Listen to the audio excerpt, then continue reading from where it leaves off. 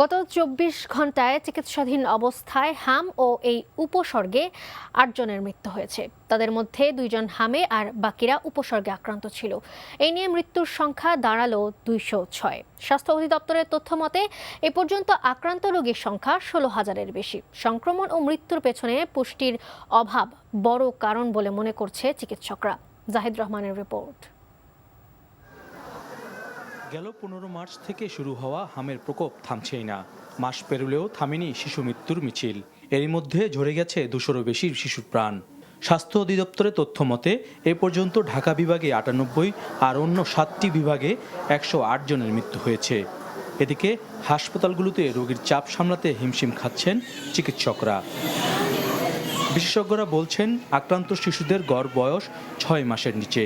মূলত প্রয়োজন মতো মাতৃদুগ্ধের অভাবে রোগ প্রতিরোধ ক্ষমতা কমে যাওয়ায় পুষ্টিহীনতার শিকার হচ্ছে শিশুরা।